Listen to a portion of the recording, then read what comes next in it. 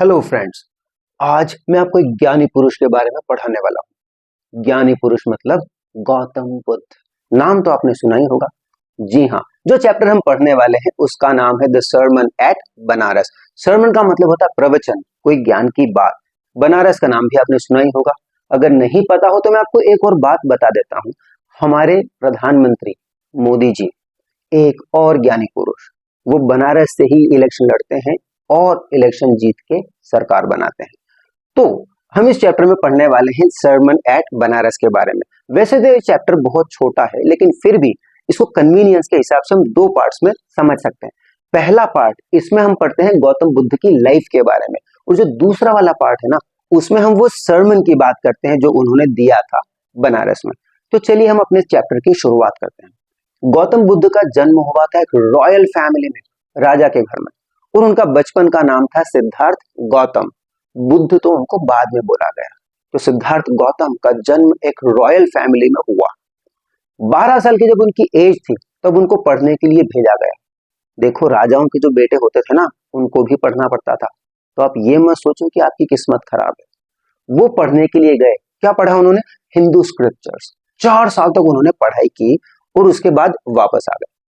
पढ़ाई के बाद क्या होता है? जॉब। लेकिन वो तो राजा के बेटे थे, उनको जॉब की क्या जरूरत थी? उनकी डायरेक्ट हो गई शादी। तो वो जब 16 साल के थे उनकी शादी हो गई, उनका एक बेटा भी हुआ, और अगले 10 साल वो बिल्कुल वैसे रहे जैसे राजा लोग, प्रिंस लोग रहते थे, जीवन का पूरा आनंद लेते हुए। जब वो 25 साल के हो गए तब उन्होंने कुछ ऐसा देखा, सिंपल सी चीज थी, लेकिन उन्होंने कुछ ऐसा देखा कि वहां से उनकी दुनिया बदल गई। उन्होंने कुछ सीन्स देखे। He saw an old man, a sick man, a funeral procession, and finally he saw a monk. Monk क्या कर रहा था? He was begging for alms, भिक्षा मांग रहा था।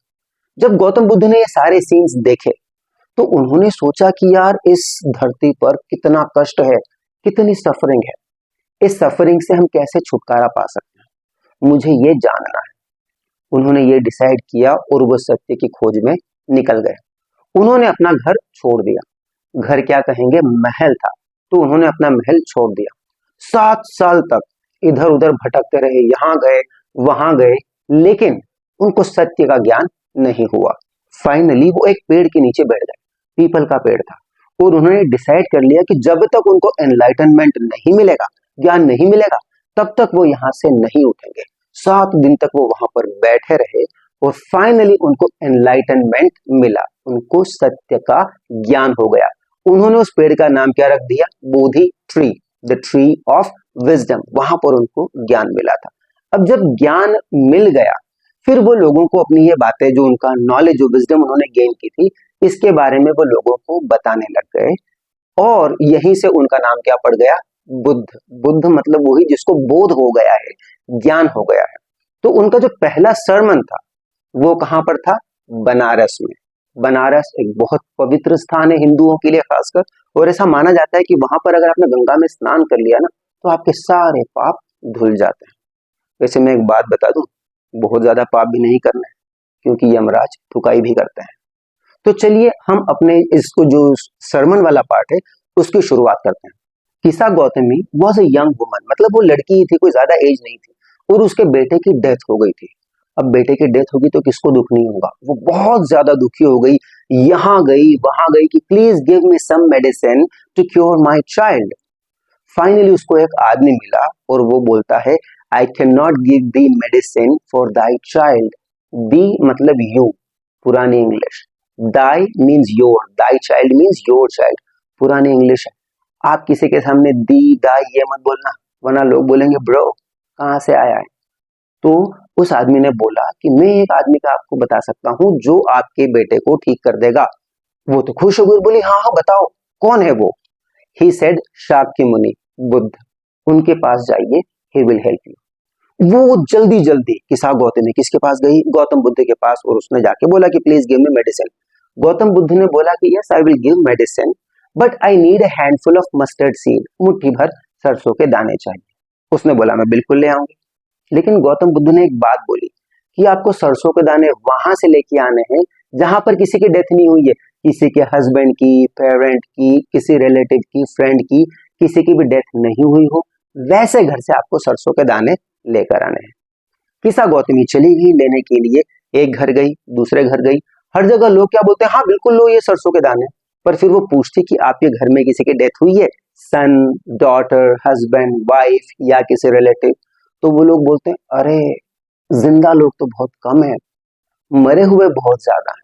ऑफ कोर्स किसी भी फैमिली में अगर अभी 4 लोग रह रहे हैं, 6 लोग रह रहे हैं, तो उनकी जनरेशन में तो कितने लोगों की डेथ हो गई होगी, कितने फ्रेंड्स की डेथ हो गई होगी, तो of course dead are many.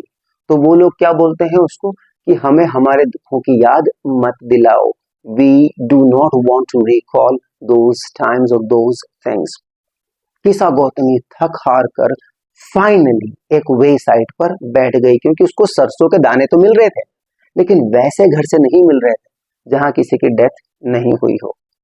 अब वो जब वहां बैठी तो वो लाइट्स को, you know, she saw lights flicker up, और फाइनली क्या हुआ, शाम का टाइम था, धीरे धीरे रात हुई, सारी जो लाइट्स थी वो बुझ गई और सब दूर अंधेरा फैल गया। और तब किसा गौतमी को ये रियलाइज हुआ, क्या रियलाइज हुआ, कि हमारी जिंदगी भी इन लाइट्स की तरह ही होती है, हमारी जिंदगी फ्लिकर अप करती है and finally it is extinguished. अब आप देखो, ये मत सोचना कि ये बात तो कौन सी ऐसी उसको अनयूजुअल पता चल गई।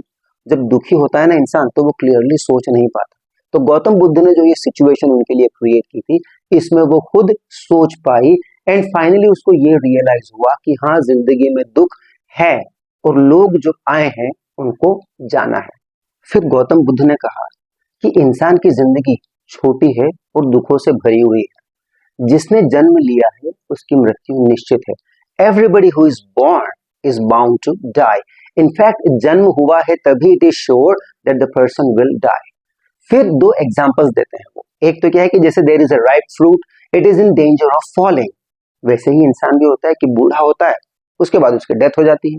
Then a potter makes an earthen vessel, an earthen pot. अगर कुम्हार ने एक घड़ा बनाया है मिट्टी का, तो आज नहीं तो कल वो घड़ा भी टूटता है। तो यही हमारा नेचर है। इंसान का जन्म हुआ है तो उसकी मृत्यु निश्चित है। अब किसी की डेथ हुई है, जैसे सन की डेथ हो गई है, तो फादर भले दुखी हो ले, he can lament, but can he bring back his son? No. Kinsman मतलब जो सगे संबंधी होते हैं, उनके किसी रिलेटिव्स की डेथ हो गई है तो वो उनको भी वापस ला नहीं सकते। तो हम भले दुखी हों, बट डेथ इज इनएविटेबल। तो और जब हम, वो ये भी कहते हैं आगे कि जब हम किसी के लिए दुखी हो रहे होते हैं, किसी की डेथ हुई है और उसके रिलेटिव्स दुखी हो रहे हैं, they are lamenting at the same time, मतलब वो लोग भी धीरे धीरे डेथ की ओर जा रहे हैं। जैसे कि एक ऑक्स है, उसको स्लॉटरिंग के लिए ले जाया जाता है, इसी तरीके से इंसान भी एक एक करके मरते हैं। जिंदगी का नेचर यही है। रोने से या दुखी होने से कोई वापस नहीं आता, और न ही उससे आपको पीस ऑफ माइंड मिल सकती है। इनफैक्ट आपके मन की शांति खत्म हो जाती है। अगर एक पर्सन रोएगा, दुखी होगा, तो क्या होगा, he will become pale, he will become weak, और ये सब करके भी आप किसी को वापस तो नहीं ला सकते। इसलिए एक समझदार इंसान क्या करता है, he does not lament, he does not become sad। तो गौतम बुद्ध ये कहते हैं कि a person should draw out the arrow of lamentation, complaint and grief। इन सब चीजों का एरो उसको निकाल लेना चाहिए और ये सारी चीजें छोड़ देनी चाहिए। जब आप लेमेंट करना बंद कर देते हैं, जब आप दुखी होना बंद कर देते हैं, that is when you attain peace of mind, आपको मन की शांति मिलती है and you are blessed। और यहाँ पर स्टोरी हो जाती है कंप्लीट। तो गौतम बुद्ध की एक खास बात अगर आप ऑब्जर्व करेंगे तो क्या है, वो बैठ के जबरन ज्ञान नहीं देते थे किसी को, वो एक्चुअल सिचुएशन, किसा गौतमी को उन्होंने बोला कि हाँ ठीक है, जाओ ले आओ सरसों के दाने and I will cure your child. तब उसको समझ में आया, देन शी फेल्ट कि डेथ इज इनएविटेबल। तो सिर्फ बैठ के वो ज्ञान नहीं देते थे, एक्चुअल सिचुएशन में समझाते थे, ताकि उनके बाद लोगों को अच्छे से समझ में आ जाए। So that is it for now. अब बहुत जल्दी आपके लिए एक और चैप्टर लेके आएंगे, तब तक गुड बाय।